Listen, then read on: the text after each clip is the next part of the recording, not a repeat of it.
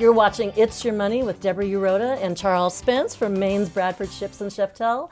And today we're going to be talking about buy-sell agreements, which you called somewhat like a premarital agreement between business owners. It is. You often hear them referred to as a premarital agreement, a business will. Really a binding agreement that defines what happens in the future in the event certain things occur, such as death, disability, retirement, unforeseen circumstances such as a divorce of one of the owners in which a creditor may become involved. That agreement defines what happens, how that interest transitions to the other owners. And also can happen, you might see a situation where you have a founding shareholder, founding partner in a business that actually is transitioning their interest to employees, key employees. So a form of business succession planning. And so what should it include? That may vary slightly, but generally you're going to define when that transition of interest will occur.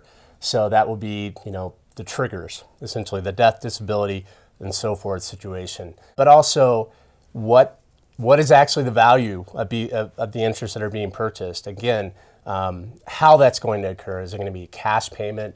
Is going to be a promissory note involved, maybe a hybrid approach, maybe life insurance, disability insurance, so you have cash outright and the owner walks away. Does it include the value of the business at the time that you do the premarital agreement or the value of the business at the transition? Because that seems to be a real key. It is, and it's a good question because really it should be the value at the time. However, it really can be whatever the parties decide it's going to be. So you can have an agreed upon valuation price, maybe appraisal methods depending on what's involved. So if it's a service business, maybe you're looking at cash flow. If there are hard assets involved, maybe appraisals make more sense.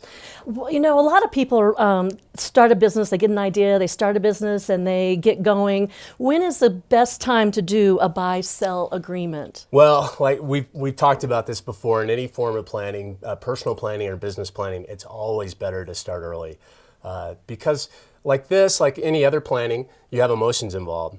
And so, you may have a founder that's worked a number of years developing that business. That's a part of their identity. It's hard to step away from that. Along with that, you may have just the general interpersonal dynamics of other people being involved in a transition with a workplace environment that you've been involved with for a long time. So if you can avoid that, the best time to start is before it's needed. Before it's needed, and not necessarily the first year you start, but as you get in and get established. That's right. Is there anything else that you need to know? Well, I just think that generally people need to be aware of this. They need to be thinking about it as part of their business process. It's estimated that over 50% of business owners in the country do not have these agreements in place, and many of those individuals are transitioning to a point in their life where they're going to be considering retirement.